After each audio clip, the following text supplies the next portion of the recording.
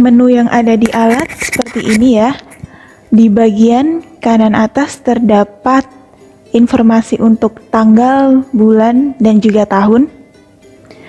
Lalu di sini terdapat informasi untuk jam atau waktu, serta ada panduan berupa tulisan dan juga animasi video di sini. Nah, selain berupa tulisan dan juga animasi video, alat ini akan menampilkan panduan juga berupa audio atau suara. Lalu ada 3 menu utama di sini, ada menu setting, dokumen, dan juga control solution. Kita masuk ke menu setting. Di menu setting terdapat 3 menu lagi, yaitu setting, tes, dan juga admin, di mana menu yang dapat diakses oleh user hanya menu setting dan juga tes saja. Untuk menu admin ini merupakan menu yang dapat diakses oleh pihak prinsipal. Kita masuk ke menu setting untuk melakukan penyetingan di alat. Di menu ini kita dapat menyeting untuk tanggal dan juga waktu. Di sini. Lalu kita bisa menyeting device untuk mengaktifkan ataupun menonaktifkan barcode reader apabila alat disambungkan dengan barcode eksternal, dan juga mengaktifkan printer internal yang ada di sini.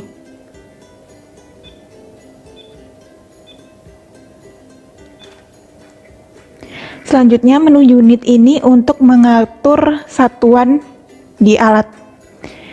Untuk parameter HbA1c kita bisa atur untuk ditampilkan hasil NGSP ataupun EFCC.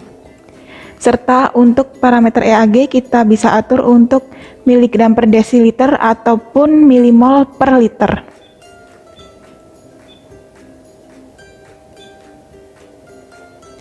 Selanjutnya brightness ini untuk mengatur kecerahan pada layar.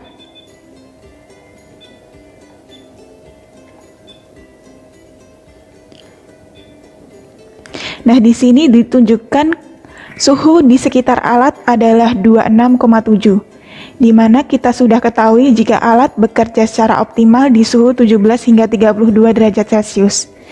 Berarti masih temperaturnya masih sesuai. Lalu selanjutnya kita masuk ke menu volume untuk mengatur keras lirihnya volume panduan di alat.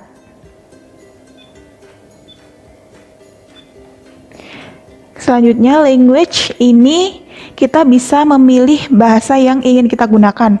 Ada bahasa Inggris, Korea, Mandarin, dan juga Spanyol.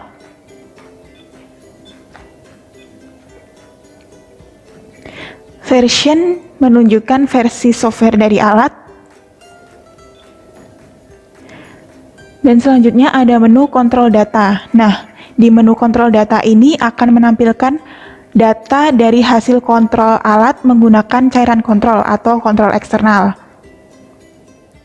Nah, setting sudah, selanjutnya kita masuk ke menu tes. Nah, di menu tes ini kita bisa mengecek kondisi instrumen yang ada di alat.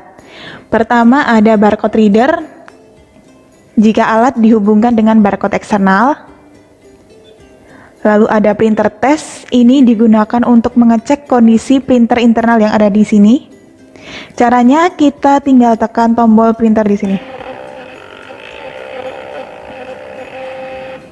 Nah, akan ditampilkan hasil printout seperti ini, berarti kondisi printer masih dalam keadaan baik.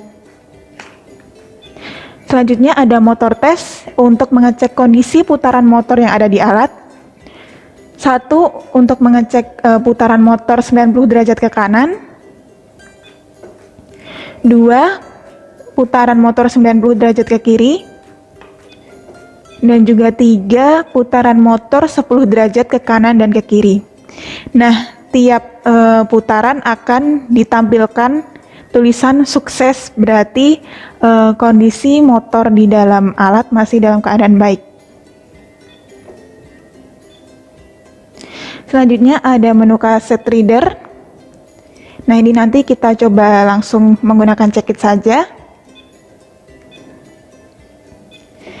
Sensor tes untuk mengecek kondisi dari sensor kaset, reagen, cover, dan juga LED.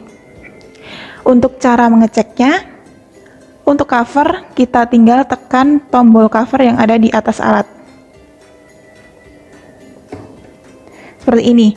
Nah, jika lampu indikator yang semula berwarna merah berubah menjadi hijau, itu berarti kondisi sensor dari cover masih dalam keadaan baik. Selanjutnya kita coba cek sensor dari kaset dan reagen. Caranya kita coba menggunakan check it. Kita masukkan check it seperti ini dengan posisi barcode-nya menghadap ke kiri. Tegak lurus. Lalu kita masukkan. Nah, lampu indikator dari sensor kaset dan reagen berubah menjadi warna hijau, berarti kondisi sensor dari kaset dan reagen masih baik. Close the cover.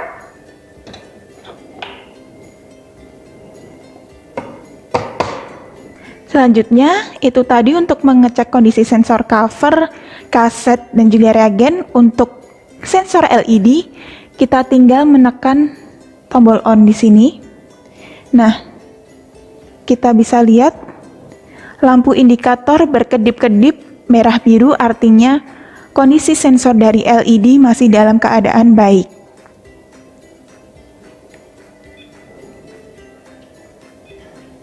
Yang terakhir kita ada menu untuk error list. Nah, di mana setiap terjadi error, alat ini akan melakukan record yang akan ditampilkan pada menu error list di sini. Kita masuk ke menu kedua di alat, ada menu dokumen. Di sini akan ditampilkan data dari pasien hingga 200 data.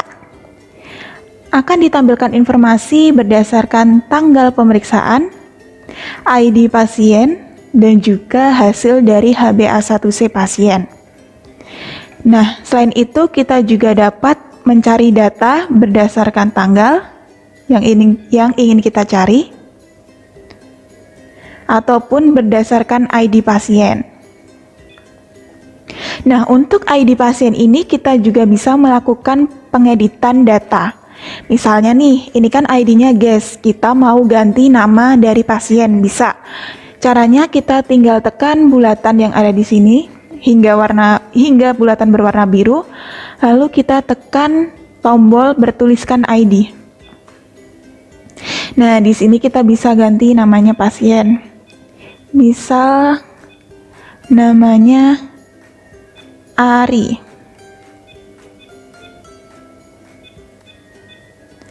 Kita tinggal tekan OK, lalu tekan One. Nah, otomatis ID dari pasien akan berubah menjadi nama yang sudah kita setting. Misalkan juga kita nih nggak mau melakukan auto print, jadi ketika hasil keluar nggak mau langsung dikeluarkan dalam bentuk printout. Kita maunya edit data dulu, baru kita keluarin hasil yang data sudah diganti ID-nya. Itu bisa. Caranya kita off-kan auto print yang ada di menu setting tadi. Lalu kita ubah ID pasien, baru kita lakukan print setelah ID diedit. Kita tinggal tekan tombol ini hingga berwarna biru, lalu kita tinggal tekan tombol print.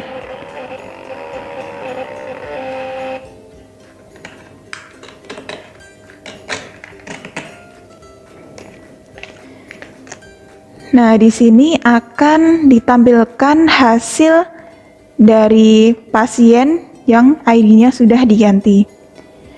Terdapat juga hasil untuk HbA1c dan juga EAG-nya.